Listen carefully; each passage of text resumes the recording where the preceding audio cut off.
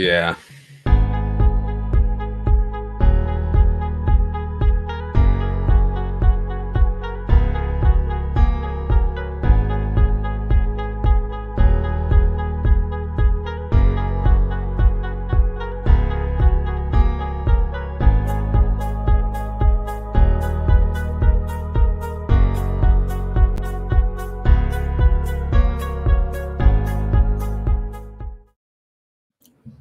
Hello and welcome to a special Monday YouTube edition of the Showdown Breakdown. I am Adam Levitan of ETR, Established the Run. As always, I am joined by the Thunderdome winner himself, Mike Leone. I am joined by Drew Dinkmeyer. Drew, what's going on today? I didn't have any, big wins yesterday, so I'm just here to support Mike. I'm just, the Established a Million. We come in a duo. So whenever Mike binks, I just come on to support him, show him moral support. And that's what I'm here for. You want to ask me Showdown questions? We can talk Showdown too. Let's remember the title of when I did the Cliff Notes for our show outline last week, Drew, was I almost went bankrupt, and Drew did pretty well. So it's a good thing you didn't. It's a good thing you still have the whole 5,300 to fire at the dome. Yeah. Yeah, I mean, if you listen to the comments section, Drew, all you need to do is play the 30-man entry and you win 50,000. It's no problem, easy game. So maybe you should stop with this 300,000 entry stuff and get into the 30 entry stuff. Someone did mention that they felt like if they could 150 the Thunderdome, they could win it. And I agree. I think I could win the Thunderdome with 150.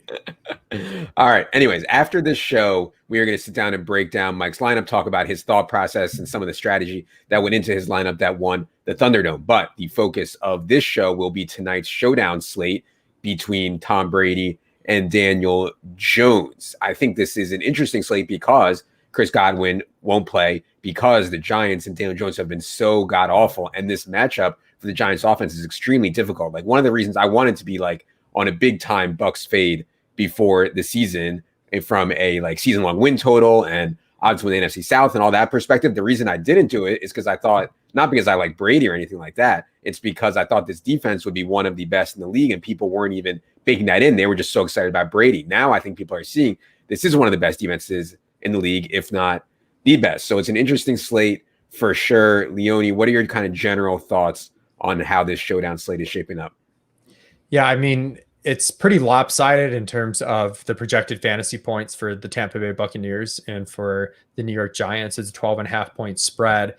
In the past, one of the lineup constructions I like to make a lot is a 5-1, just a complete onslaught stack of one team. So 5 Buccaneers versus 1 Giant.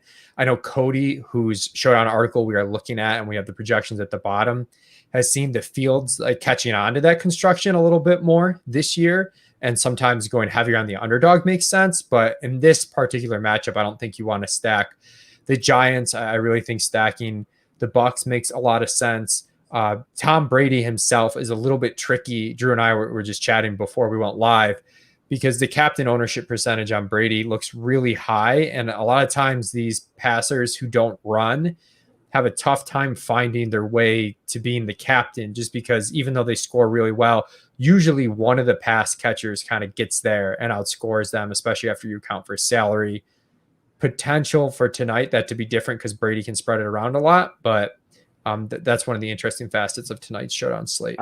What jersey is that? Is that Testaverde? No, so this is kind of a trick here. It looks a little bit like the Creamsicle Bucks jersey, but this is like a really old school Kansas City Chiefs jersey with Mahomes. Oh, okay. You tricked the people here. It looks like an old Bucks jersey. You thought he's celebrating the showdown slate in Monday Night Football. He's representing his Thunderdome team. He's allowed. Okay, Drew, when we have a game that projects to be as lopsided as the game tonight, I don't think many people are giving the Giants a chance to win the game. I don't think very many people are giving the Giants to score very many points. How do you handle showdown when we get in a spot like this? Yeah, these are my least favorite showdown slates because I tend to think in general, like in a lot of showdown contests in the past, defenses get overplayed a little bit and their upside is usually kind of capped. But when you have one offense that projects so poorly, you can see kind of the ceiling upside performances from defenses. We saw that last night with Philadelphia. The concern here is the Bucks defense is priced as if it's like their second best skill position player as well. Yeah. So it's a tricky spot. I think these types of slates, usually what I've tried to do is I try to kind of game script ideas and build out lineups. I do a little bit more hand building on these types of slates than I do using optimizers and tools, just because I think you need to think through kind of what game situations do work. If you're playing a lot of entries, I know Mike had said before that you might be hesitant to kind of go on giant stacks and different things, but I could see a situation where like Daniel Jones throws 2 pick sixes, but they just rack up all the possessions and all the catches. Mm-hmm. And as a result, like Bugs D with like 4 or 5 giants, like I could see weird things like that happening on this slate. The other thing that Mike alluded to was Brady's willingness to spread the ball around makes it so that I think the fantasy points are going to be pretty spread. And so I think when the fantasy points are spread, naturally, you want to just try to play away from ownership as much as you can, because there's not like one guy that you feel, it's not like the Alvin Kamara type slates that we deal with where he projects so far above everybody else that it's really hard to kind of get away from him. I think these are slates where you want to try to manage the overall ownership of the lineups that you're firing out there and try to be thoughtful, because really if the Bucks are going to be successful, it's probably going to be spreading it around. And the Giants, I do think the Giants, even if they really struggle offensively, I think they could generate enough reception volume where some of their guys could still kind of get there on like 6 for 70 type lines that don't look that great, but in like a really low, modest scoring environment where Tampa Bay kind of controls the game and plays from ahead, they could be in the winning lineups. Mm-hmm. One thing that Leone just mentioned about the 5-1 lineups, in other words, 5 Bucks and 1 Giant, or 5 Giants and 1 Buck. I noticed last night that the most duplicated lineup, and Cody tweeted this out, was a 5-1 lineup. And I don't think you would have seen that in past iterations of Showdown where people weren't playing 5-1 as much. So, obviously the game continues to change and people are trying to catch up. I've seen that in ownership projections a ton, although yesterday we saw some wild stuff like in the $10 million maker, Nelson Aguilar was 8.5% owned, which I don't know where that came from, but I think Drew was paying people off because he's been trying to trade Nelson Aguilar in his dynasty rosters for weeks, so that's where that came from. I've been pumping that hype machine on Nelson Aguilar. Me and Kay Adams have been rocking the Nelson Aguilar love. So I think Kay probably has a little bit of a bigger reach than me, so she probably can take a little bit more credit for that. But I'm right there with her. Okay, good. Anyways, the thing is, Danny Jones finds the end zone rushing tonight. I mean, that's the thing, man. I was high on Daniel Jones before this season for underrated rushing ability and for, I think, spike week ability that comes at least part through that rushing ability. But I mean, Jason Garrett has broken this dude. He's not using any of the pieces correctly. I think losing Saquon hurt. He hasn't really had all 3 receivers healthy at any one time.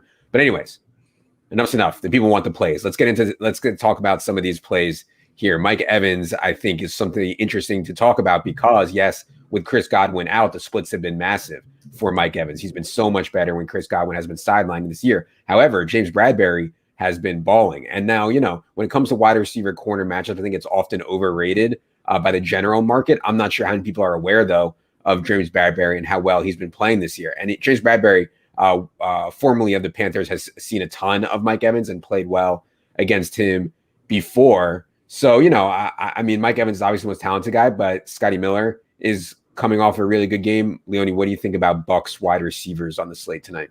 Yeah, Silva has a good breakdown. I've pulled it up on the screen where he talks about Bradberry shadowing Mike Evans.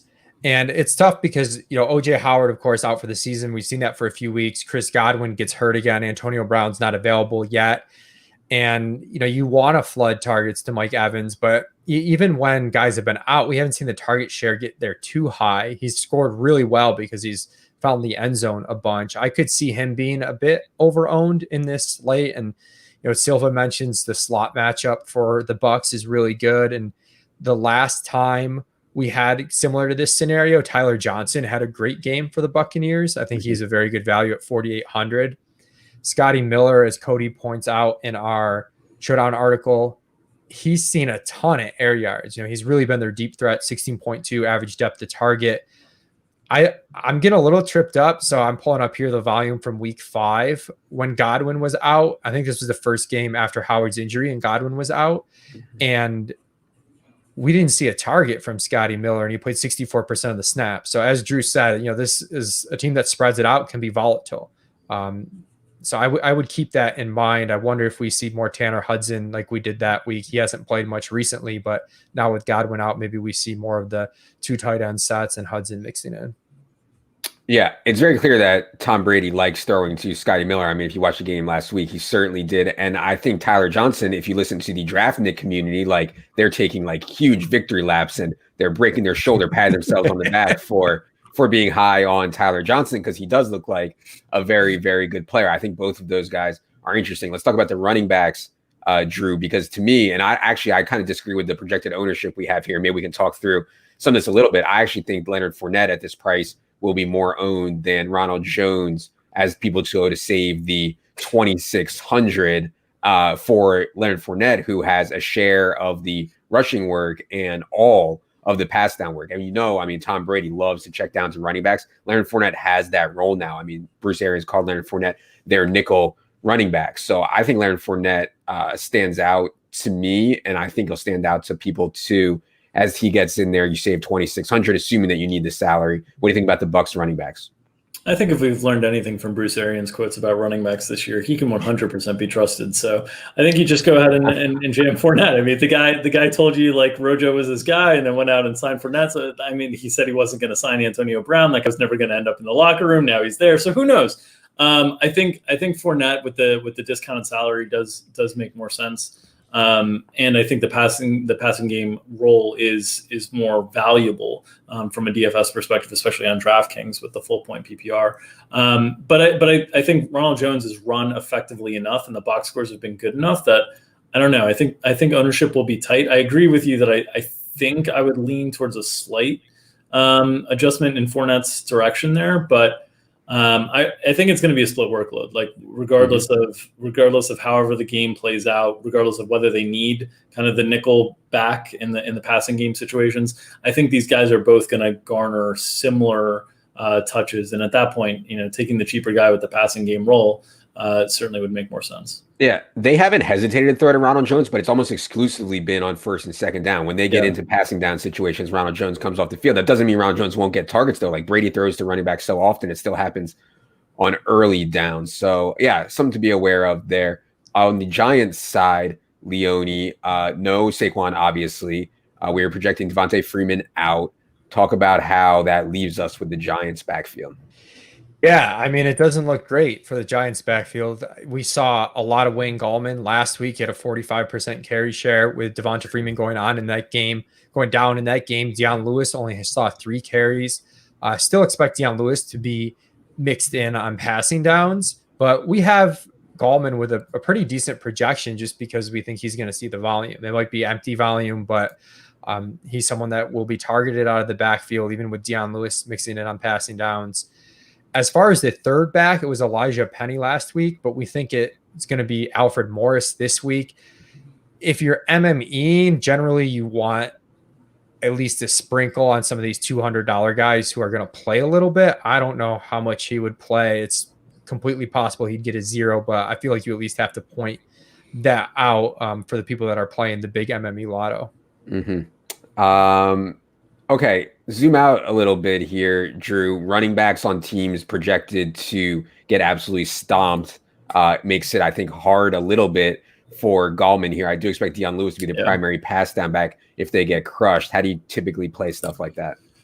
Yeah, and this is why, I refer to, in these types of game situations, trying to maybe hand build a little bit more and kind of think through what the combination of the plays works with and what game script. And, Gallman's a guy that I think because of the price tag, because he's like $3,000 cheaper than most of the skill players on the Bucs upper end passing game, I think he will come with ownership.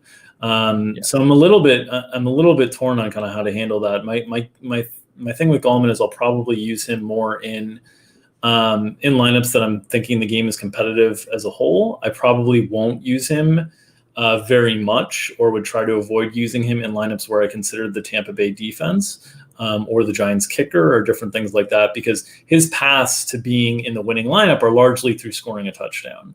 And if he's scoring touchdowns, that is usually taking away from the opposing defense and also taking away kicking opportunities from his team's kicker. So I would consider doing stuff like that, whether it's like full rules to limit it, or whether it's like boosts with decreasing projection percentages and optimizers. Those are ways that I try to handle running backs that are on substantial underdogs. Yeah. Okay. Go ahead. I just want to ask Drew real quick, what about Ronald Jones and Fournette in the same lineup? I think that's something people are going to struggle with tonight. Yeah. It seems viable to me, curious your thoughts. Yeah. So I think it's very viable. I think a lot of times when you get these situations where you have two running backs that are going to split the workload, for them to hit their ceiling, I kind of think of it as, well, they can both hit their ceiling, but then it's tougher for the quarterback to hit his ceiling. So, I would, if I was going to play Fournette and Ronald Jones together, if I thought the game could project closely, I'd probably do like a max 2 of 3 between Fournette, Jones, and Brady. But because I do think the game can be like an absolute smash fest, I would just only play those guys together in lineups that Brady was not the captain. So I would not have a Brady captain lineup with those two guys. Now, if Brady ends up throwing 2 passing touchdowns to 2 running backs, like I've grouped myself out of the winner, but I don't think that's likely to happen. So that's kind of the approach that I take with that, but I'm fine playing them together. Yeah. And a big difference between, showdown versus a regular slate, you don't need both guys to hit, the 90th percentile ceiling. So you'd never play them together on a main slate. We could see a game that's, 24-13 tonight, and Fournette catches a bunch of checkdowns, Ronald Jones runs for a rush touchdown, and they're both easily in the optimal lineup. So just keep that in mind when you're building. I want to get to general thoughts on defense and kicker in a second here, but I do have to ask about the tight ends in this game because, God, Rob Gronkowski is like the Undertaker.gif. Seems like he's getting better every week. I still think he looks like he's really lumbering around badly out there, but that's why, I'm so hesitant to give any team watch the tape or any football guy takes, because I honestly don't know what I'm looking at. Rob Gronkowski looks like he's lumbering. Phillip Rivers looks like his arm's about to fall off and he's throwing for 300 yards. And so you get into a lot of dangerous situations there. But Rob Gronkowski, we cannot deny it. I mean, in the state of the tight end position, is for sure a top 10 tight end on the slate and may have been in play on a full-blown main slate. And then the other side of the football, Evan Ingram, they're using him in like the Jason Witten role because Jason Garrett is such a donkey. He is not using Evan Ingram's athleticism at all. And I know the Giants fans want to say Evan Ingram drops everything. I get he has had drop problems. They're just not putting him in a position to win. Still, from just a raw skill set, athleticism perspective, the price gap between Gronk and Ingram is so wide. What do you think about the tight ends tonight, Leone? Yeah, the Gronkowski projections are really tough. I have him around a 16% target share. I think he's been closer to 20% the last 3 games without Howard, so you could make an argument it should be even higher. I'm tentative to get too aggressive, because we saw Gronk kind of struggle out of the gate, and also, as we've alluded to several times, Brady spreads it out so much that you don't really want to chase your tail on volume with Tampa Bay by upping the guys who saw recent volume, because then, it just seems to shift the other way. So, where we have Gronkowski and Ingram projected and where the pricing is and the ownership is, I think Ingram is probably the better play between the two. It seemed like he was more involved the last couple of weeks, particularly last week. I know he had that play towards the end of the game that could have iced the game, and he wasn't able to pull it off, and the Eagles ended up going down and winning that game. But he had a pretty strong performance. I think looking at ownership, I'd rather have Ingram at 5,800 than Gronk at 8K, and I could see the ownership ending up flooding to Gronkowski even more than it's showing right now. Yeah, in a lot of these Brady lineups, I feel like salary is going to become an issue. And some of these showdown slate salary is not as much of an issue. There's not too many studs to pay for. It seems like, I don't know. In this one, at least, if you're playing Brady stuff with Mike Evans, it seems like salary is going to come into play at least a little bit. Speaking of salary coming into play, Drew, general thoughts on defense and kicker. I think one of the biggest questions people have on Showdown is, should I ever play a defense? Should I ever play a kicker? In what type of formats do I play them in? And what is this the type of game that we want to play them in at their price points? Give the people a little bit on defense and kicker. Yeah. Before I do that, I did want to just mention as well that this would be a short week for the Bucks, and they play the Saints next week. So guys like Gronk, that like there might be a benefit to managing snap counts, especially if the game is out of hand. I think are things to think through as well with somebody like Tanner Hudson, who did see that volume spike the last time that Godwin was out and Howard was out. But on the defense and the kickers, in general, like, the slates that the defenses tend to win things and tend to be in the winning lineups are in these like really lopsided games. Now, whether spread is completely indicative of whether those games end up being the case or not, that's a different research project that I haven't done. But so I think this is the type of game that you would be concerned about with the defense. Now, the defense is when you think about a defense or a kicker kind of making it into the optimal lineup, generally the best path for them doing that is a game where there's not a lot of receptions, where there's not a lot of passing opportunities, which is a little bit counter to what you would think, because defenses generally get their scoring opportunities off of passing opportunities. But when there's tons of passes, there's also tons of receptions, and then a lot of guys can kind of funnel up. I think this is going to be a little bit more of a moderate scoring environment, because I think the total suggests that as well. And so I think there is room for defenses to kind of get into the optimals tonight. The challenge is obviously the price tag on the Bucks. I mean, almost 8,000 for them, 7,400 I think it is super, super tough to fit in. Now you kind of need them. You either need the game to be so low scoring from a fantasy point perspective that a good performance from them, but not like scoring a touchdown, where they're like in that like 10 to 12 range, is in the optimal. And to do that, you really need them to like really limit Giants drives and have a lot of rushing opportunities. If you think that can happen, there's a path to it. The kickers, I think, is a little bit tougher. I tend to think kickers end up as they're like good like cash game plays if you're playing cash often, because they're priced down enough, but they've been priced up a little bit more this year, and as a result, I think it's harder to kind of find their ceiling. So I have not used kickers nearly as much. I guess tonight they're both around like 4, which is kind of where they were last year. It seemed like a lot of times we've been getting 44s and 45s on kickers. But I'm not super excited about either of these kickers tonight. Certainly not the Giants. Like, it's just hard to see the Giants generating enough drives, like enough consistent drives that end up generating enough field goal attempts to make their kicker worthwhile. Yeah. Any defense or kicker thoughts specifically for tonight's slate, Leone? Yeah, I'm probably out on the Giants kicker, as Drew alluded to. I just don't think the scoring upside's there. I think Suckup's interesting, where you could just see Tampa Bay have a bunch of red zone drives. If they end up stalling out, you get some field goals. I think that's a smart play. For the sickos playing cash games, the kicker on the favored team, and really either team, that if a team has a high team total, which Tampa Bay does, makes sense.